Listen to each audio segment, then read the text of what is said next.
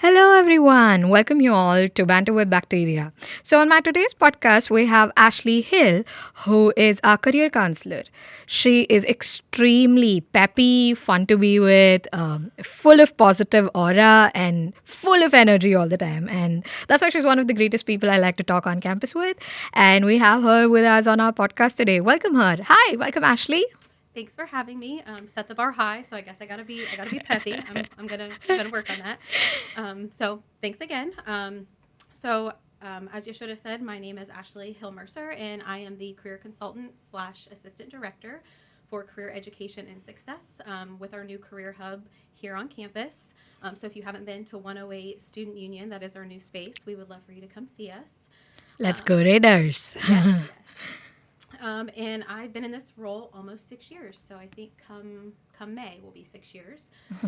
Prior to that, I was mostly just working as an adjunct instructor, actually teaching mostly sociology, criminal justice courses, and kind of realized I loved working with the college student population.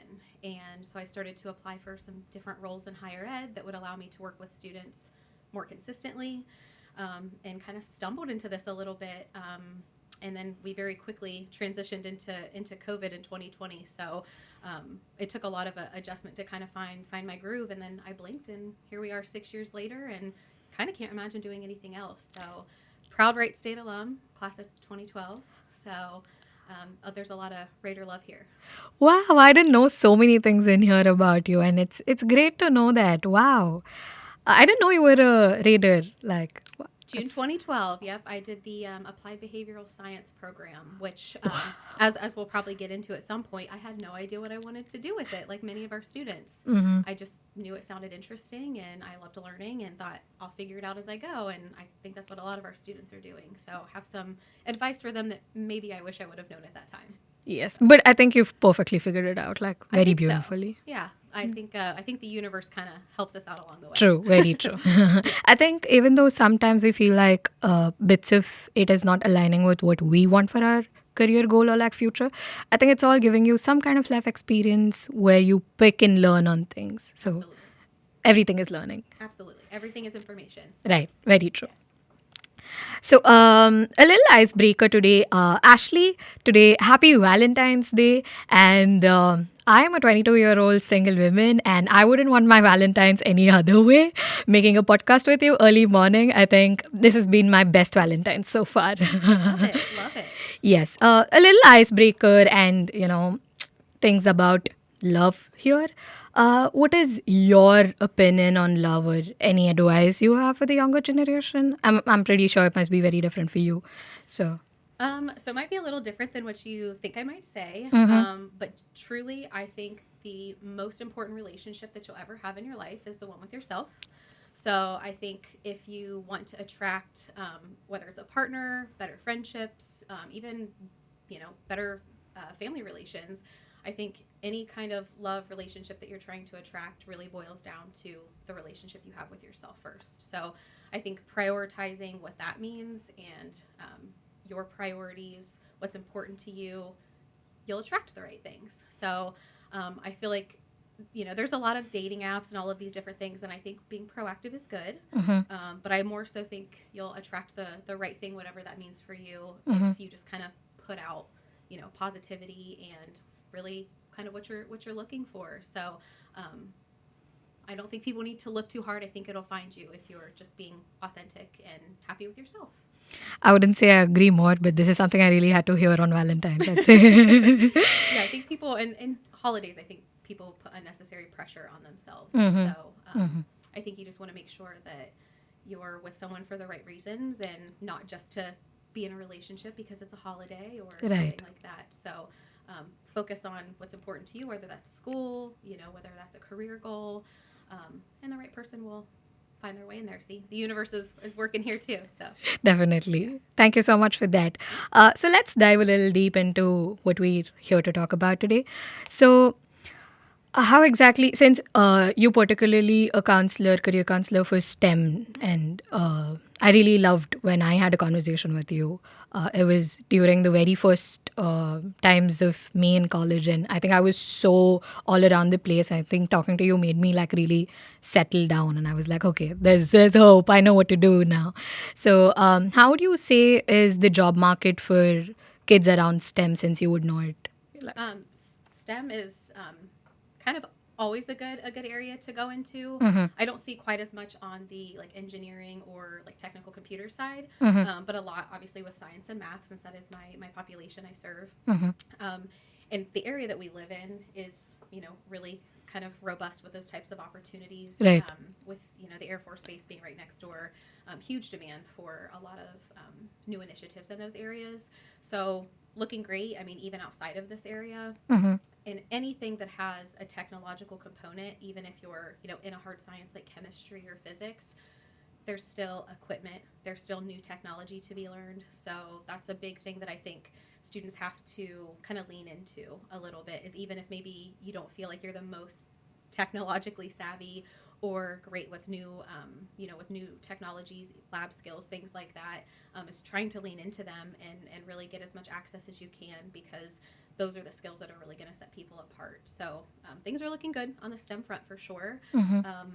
But it's a holistic process, which we'll probably dig into. That, you know, sometimes students focus a lot on that technical side and kind of forget that they're a person that's going to be hired too. So, but we can talk about that a little bit more too.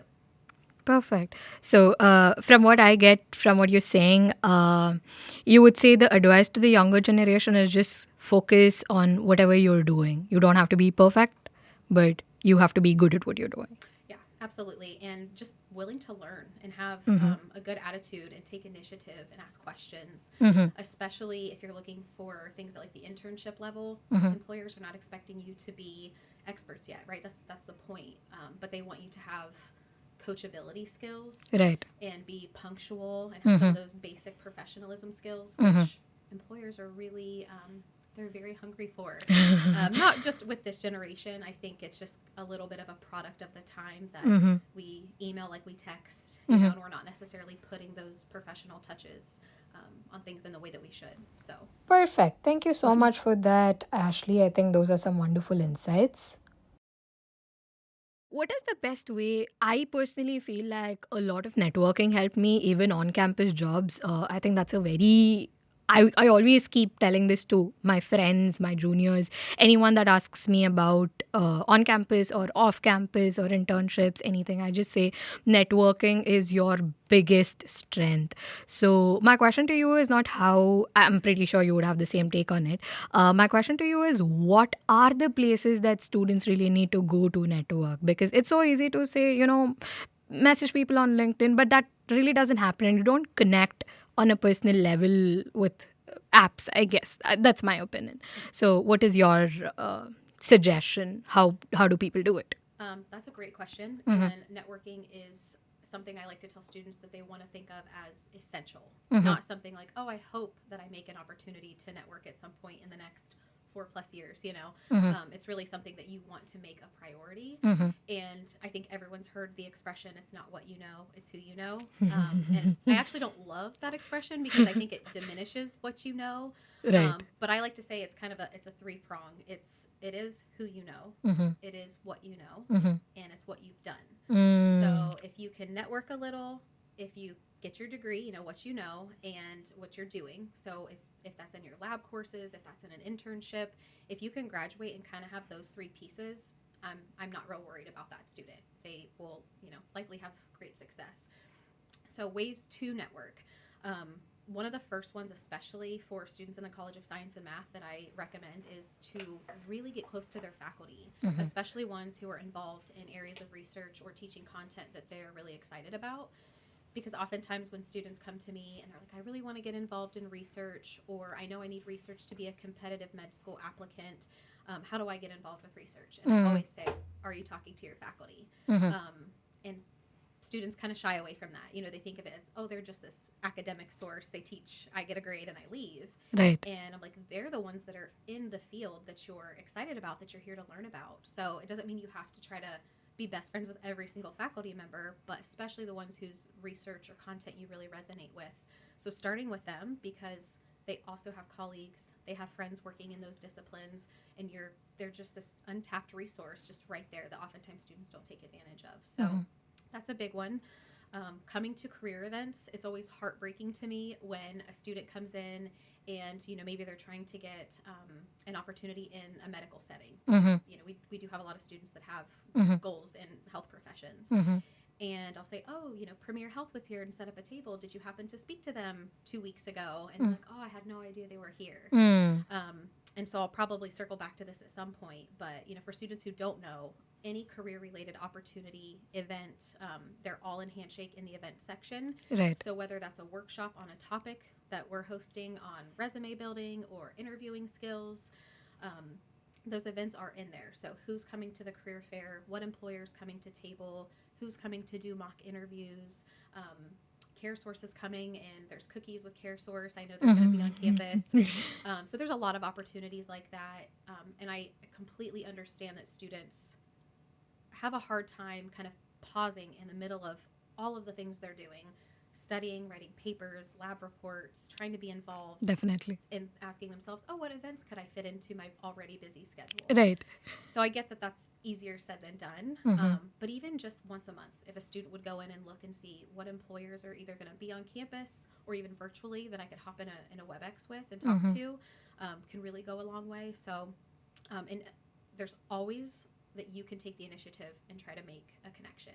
So another question that I love to ask students when they come in, especially when they're starting to think about internships and jobs, is where do you want to intern? Where do you want to work? And it's not often a student can answer that question really well. They might have like, I think I want to work on base, and that question mark. But very rarely do I have a student say, here's my top 5 companies that I would love to intern or work for. And if students kind of start thinking about that a little bit along the way, which, again, we can help you figure out who those companies or those organizations are, then you can start to proactively reach out. And employers really resonate when someone says, I really want to work for you. Like, here's what I know you do. Right. It wasn't just you popped up in an Indeed search, but I actively know who you are and what you do, and I want to contribute to that work. That's really, really powerful. So initiative will get you everywhere. I love to tell students the worst thing you can do is to just not do anything. True. So, very true. Like we said at the beginning, everything is information. Exactly. So the worst that happens is you learn something about a company or about a role, and if it's not for you, that's still good information. So there's a lot of different ways to network, and it kind of depends on the person. I know we have some students they're not like us, they're not chatty or they're not extroverted, and that can be a really painful task to say, go talk to a stranger. True, very true. But we can help students with that. I think this is the point where viewers should like have a pen and paper, because this is so much information and you would like so neatly breaking it down for people. Because if this was something that like a 13-year or like 15-year-old me would have heard, I'm still doing great. I'd say one thing I've done in life is every thought that comes to my mind, I've put into action irrespective of thinking what the result is going to be. And that's always to the universe. You give it to me or not, that's on you, but I'll do what I have to. But I think so much in detail about how to just like, small steps, like how important is things like networking, resume, and, breaking it down to such beautiful statements is very helpful for someone who is very confused. And about the faculty, I really feel what you said that makes so much sense, because I have back in India I was close enough but like not really close enough, but here I think talking to my advisor is Dr. Woolley, and we're really close, and I think navigating my entire journey has been so much more easier because she's so approachable, and I can just speak my heart out to her and she would understand and tell me the 6 other things that I have to handle on. And because most times I personally am like, I have this and I have that and I have this and I have that and I don't know what to choose because I put my hand in kind of everywhere. And she is, I think, someone who's helped me all throughout this journey. So I feel that's a very big thing. Like, it's very big. Like, have a really good relationship with your faculty advisor and professors, because that's a really good spot. Because when they have any internships or anything that they get to know, they'll be like, this is what, and I thought you were interested in it, so Mm-hmm. do it. So it's a really good place, and I'm glad you emphasized so much on that. Yeah, I think for many students, it can be hard because I was also a student working. I Mm-hmm. think over 80% of our students have at least a part time job while they're Mm-hmm. in school. Mm-hmm. I had 4 part time jobs as an undergrad student, was so Wow. busy. Right. I didn't make time Mm-hmm. for like getting involved and doing those kinds of things. And I didn't realize how beneficial those pieces would have been. Mm-hmm. And I think that's, many of our students, they're coming here and they're trying to just focus on their courses and do well and have a strong GPA. Mm-hmm. And then they're leaving and going to work. Mm-hmm. And that's kind of the reality for many students. But there's just small things even that can make a huge difference, and just those couple connections that you might make can be really powerful, because if a student can kind of put themselves in the shoes of an employer a little bit, from their perspective, knowing students isn't necessarily about trying to just give opportunities to people that you know, Right. right? It's more so about, I'm an employer, any potential hire, an Mm-hmm. intern, an employee is a risk that I'm kind of taking for my company. And even if it's just a financial risk, Mm-hmm. every time you rehire someone for an existing position, it costs like twice as much as if you would have retained that person. Wow, I didn't know that. It's expensive. So to Oh. keep people is really cost effective for an employer. So if I've met you, let's say at a career fair, or we spoke at a tabling event, Mm-hmm. or I presented to your class and you came up and talked to me after class, Mm-hmm. and I start to be like, oh wow, this student's like really taking this seriously. Mm-hmm. They come off very professional. Maybe they don't have the absolute best skills, but I feel confident about the person I'm giving the opportunity to. Mm-hmm. That's why that networking piece is so powerful. It's not about just trying to give opportunities to our friends, right? Mm-hmm. It's more so about feeling like you know who you're about to give Right. this chance to, and you want them to do your company justice. So there's some psychology kind of behind that piece. Very true. I feel like there's so many tangential questions I want to take with this entire thing that you said, but I'll keep it. I won't get into a lot of detail Yeah. because considering how chatty we both are, we can like go about that. But I think you've covered most of it, so I'll just leave that here. But Perfect. yeah. Coming to our very next question about resume and cover letters, and this is something I really didn't know about until I came here and I started applying to different job roles on campus. And I think you were the one who helped me, I know what you exactly said. So I think if you could help even people pick on how could they tailor their resume in a way that they can get on campus jobs or like even jobs outside. Yeah. So you said the right word, the magic word, which is tailor. Mm-hmm. Absolutely, I did not do that as a student. I used the same resume for hundreds of opportunities, not knowing that it is an objective list of facts about yourself, right? That's what this document is. But you're still telling a story with it to an employer, whether that's an on-campus job, an internship, a full-time role. After you graduate, you really want to take whatever job posting. Again, if it's an on-campus job, just as an office assistant working at a desk, I'll have students who come in with these amazing technical, laboratory skills, and they'll ask me, "Oh, is my resume good?" And that question is subjective. It's only as good as the thing you're applying it to. Very so true. I might say, wow, this looks really impressive. You have a lot of fantastic laboratory skills. You'd be a great lab assistant, but you're trying to work the rec desk. And there's nothing on here about working with people. There's nothing on here about like strong communication or organizational skills. So a resume is only as good as how much you've tailored it to a particular opportunity. And it takes a little bit of practice. Again, that's something we can help you with, of how to identify what skills are really strong in that job posting, of what they're really looking for. And then the other piece that I think is really important, the students are starting to learn, but I don't think they quite get the extent of it, is how important it is for your resume, cover letter, to be really simple in a very plain Word document, because over 90% of those documents are going to go through ATS, applicant tracking systems, Right. before a human ever sees it. Mm-hmm. So if you have graphics, if you're in a true template, those things just don't really process in those systems well. You want to make the assumption a computer's going to see it first. So that's why you have to kind of operate from that mentality of really simple, something that can be scanned really quickly, that's going to hit on the keywords of that job posting. So huge tip that when I try to work with students, and they'll get hung up on some of the minutia of their resume, and I'm like, if at least you know those two big things, that it needs to be clean and simple, it's probably going to see a computer before a human, and to really try to tailor it as much as you can. Like those are the big pieces. Yeah, definitely. I would say that. I think this is one part of me only realized. So my resume has I study immunology, microbiology.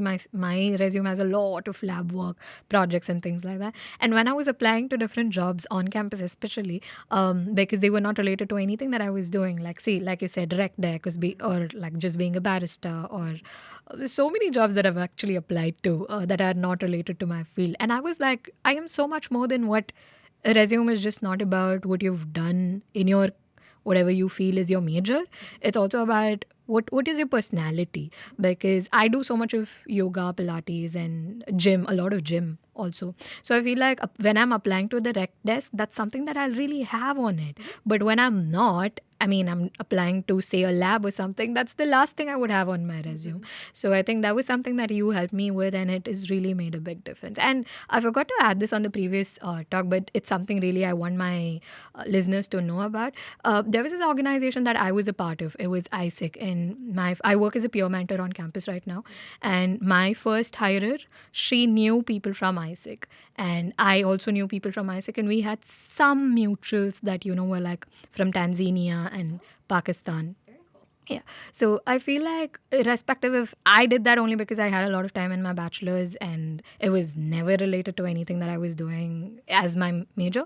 But I feel like I said, it's all experiences and it picks up something definitely for life, not for your career. Maybe not a particular thing that you're looking at, but definitely picks on something. So yes, networking, resume, I think you really need to know how to go about it.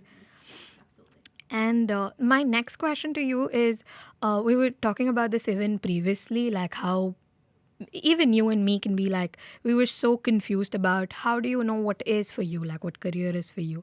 And especially being undergrads, it might be really confusing. Like, I like biology, but I also want to be a physician, but I want to be nutrition something. Like, they're so related fields, and I might really be passionate about something else. For me, I am into microbiology and immunology, but I'm really passionate about theater. So it's something like that. And how do you know what can be a passion and what's just an hobby, and what do you want to pursue as a career? How's that something? I want you to break down this into two parts. One is, for readers, we know that there's the career hub available and they can always come to you. For anyone who's not from Right State, and if they're trying to figure this out, what are some things that you will tell them to ask themselves to know what is for them and what's not for them? That's a really great question. So, I think a big part of figuring it out is kind of just getting your feet wet. I think people want to just try to figure out what they want to do in a hypothetical. They want to read, job postings. They want to just like read job descriptions. And that helps. You might read something that you think, oh, maybe that's not for me, or oh, yes, that's exciting to me.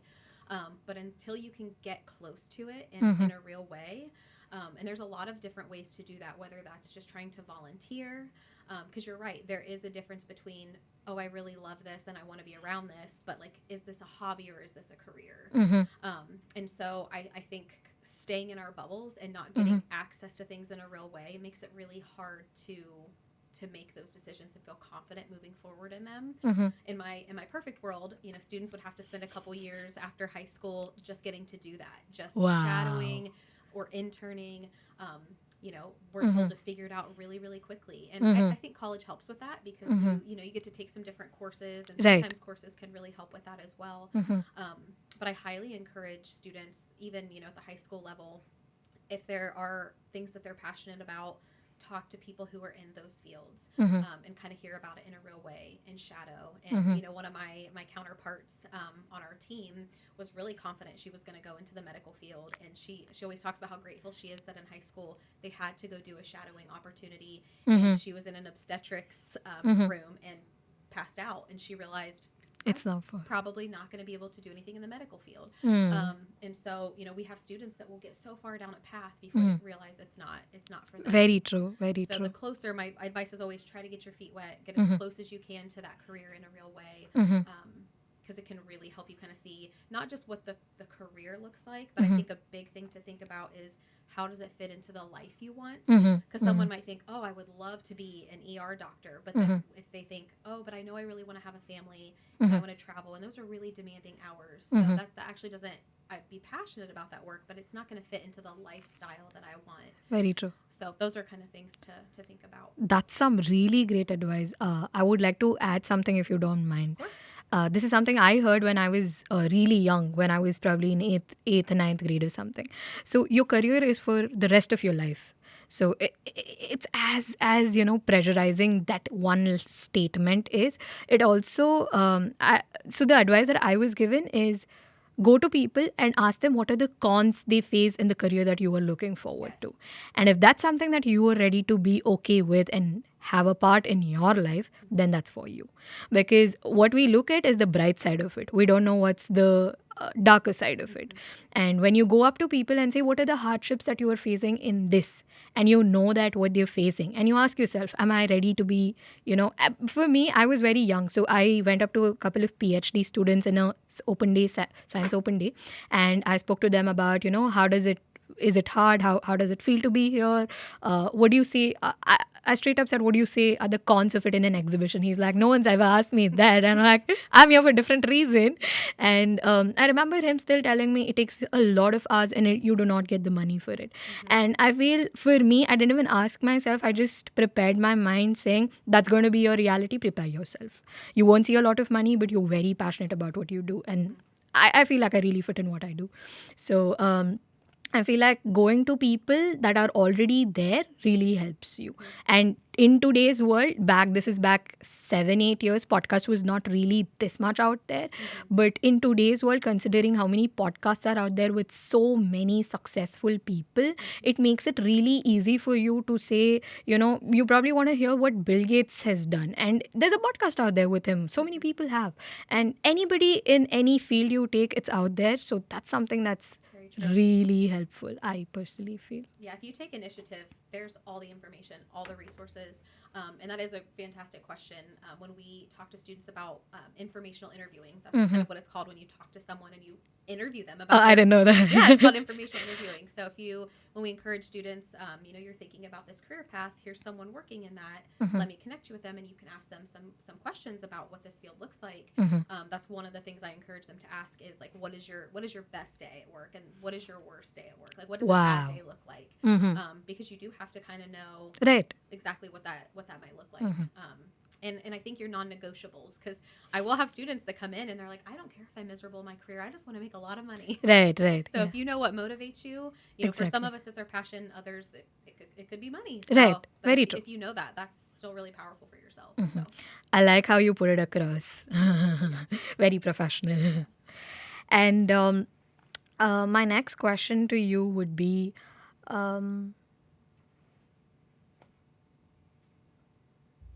right. So when they know what career they want to choose, they might have pretty much got an idea on what they want to do. How do they upskill or like reskill? And because sometimes you're like, I know what the skills that I want to have, but I'm not finding the opportunities. Like I'm not getting an internship or I'm not getting into a lab. Again, this is only for the maths and science people because we're always there. But even otherwise, if we can also generalize it a little bit, how do you think people can polish their skills? So I think depending on your discipline, there's definitely a lot of opportunities on campus. And I have had students who have done exactly the right thing where they start to look at jobs as a planning tool and they look at them ahead of time, which is a huge tip that I give to students. Okay. Is a lot of times students will not look at job postings until they graduate or until they're a couple weeks from graduating. And if you look at job postings now, it's a literal checklist of how to get that job one day, right? It tells you what is the minimum required or preferred level of degree, exactly what are the tasks that you would do, what are the preferences in this role. And so even if you're a sophomore and you're not 100% sure, start looking for jobs for careers in your field now.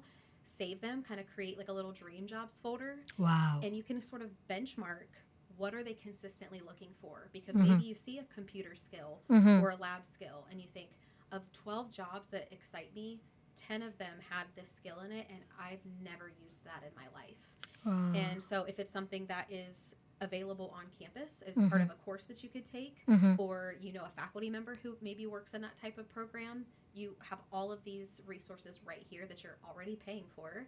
Or if it's something that's maybe more in like a niche area where you're like, oh, I don't know anyone, a faculty member on campus who's working with that.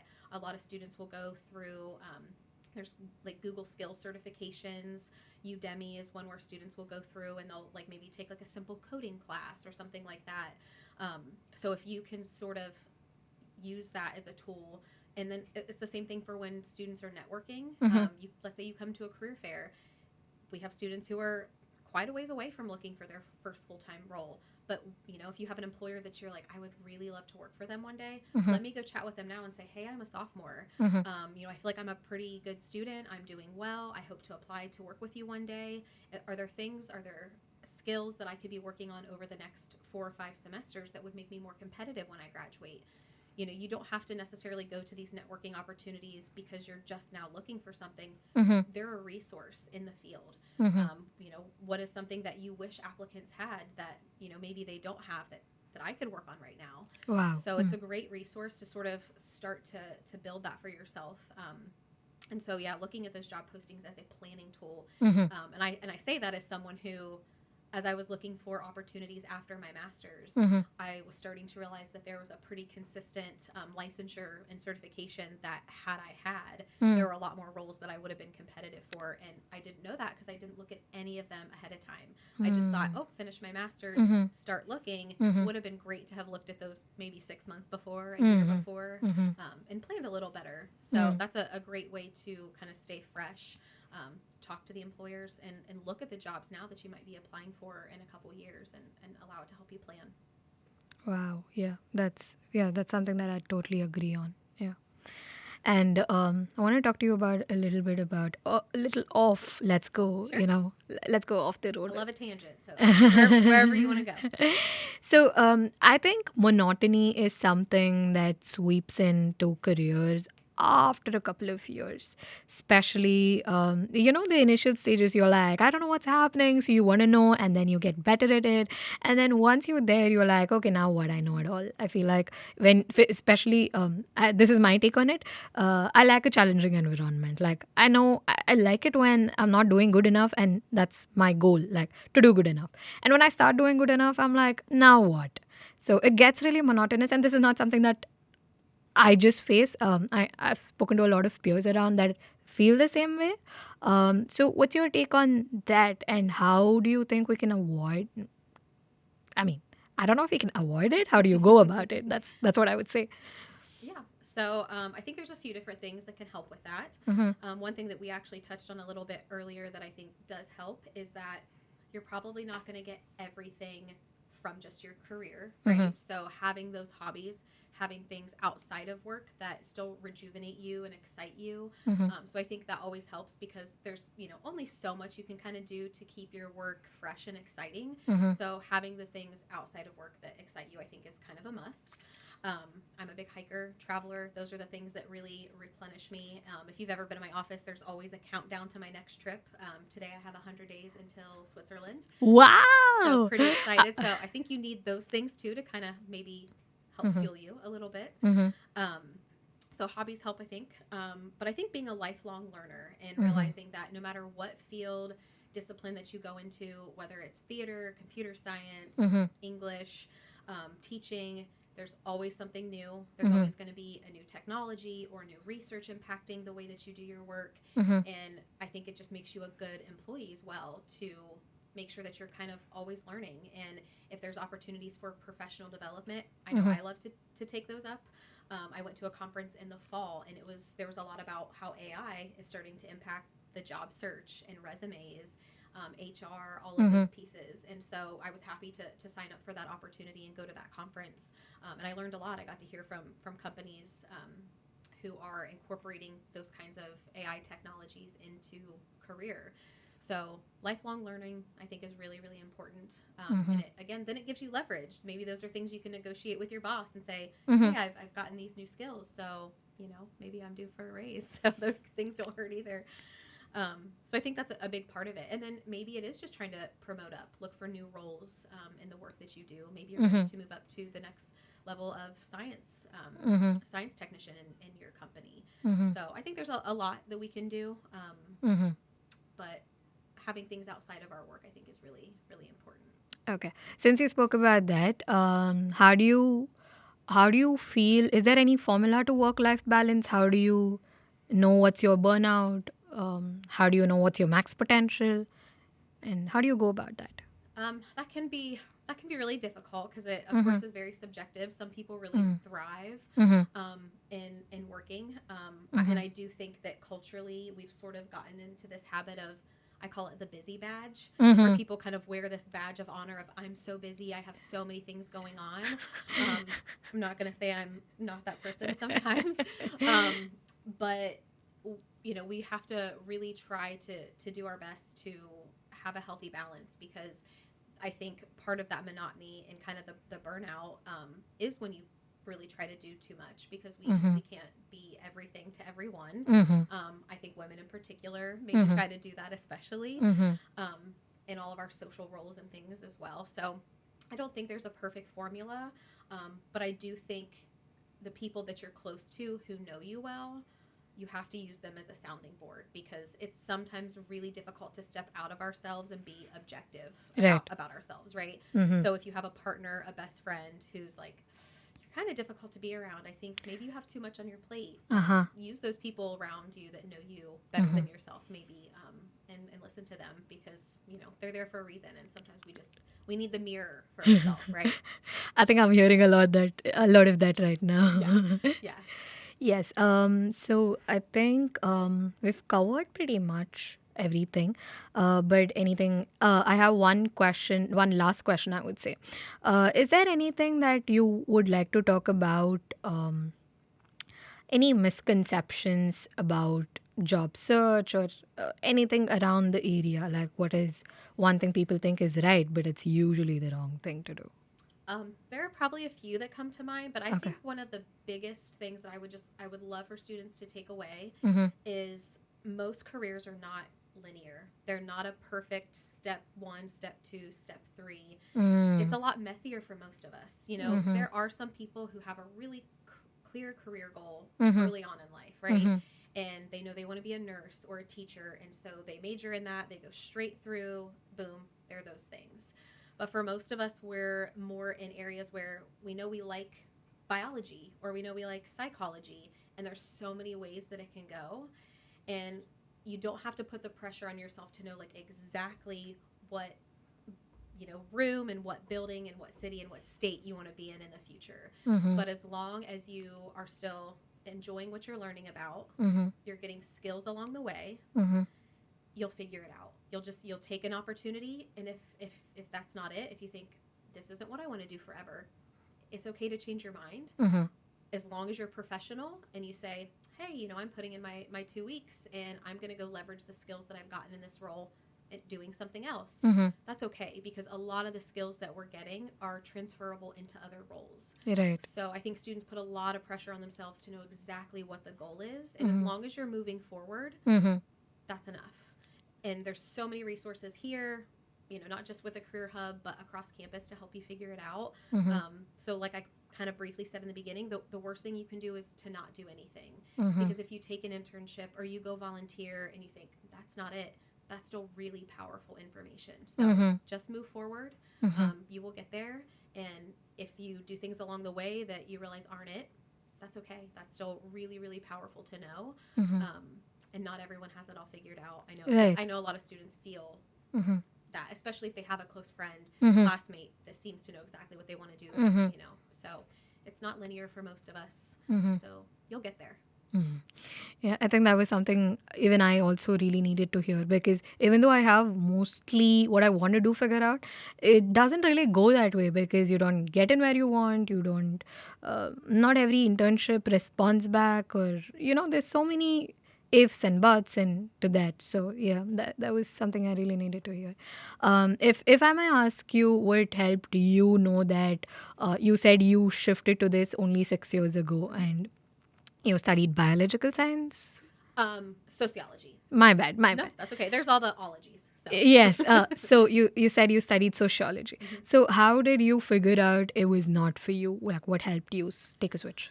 So I really loved it. I still love the social sciences, and like Mm-hmm. I said, I adjunct and still do. Mm-hmm. I'm technically teaching right now. Oh, that's So really nice. I've adjunct taught for Wright State in Sinclair for 11, 12 years. So I still really love Mm-hmm. those fields, Mm-hmm. but they can be really difficult to kind of branch into. Mm-hmm. And I'm very much one of the people, like you mentioned, that I have at least 6 or 7 dream jobs that I could equally have. Almost went to law school, travel photography. I Wow. want to rescue pit bulls. I have a million jobs that I know I could be happy in any one of those. So Uh-huh. some of them are just hobbies. Uh-huh.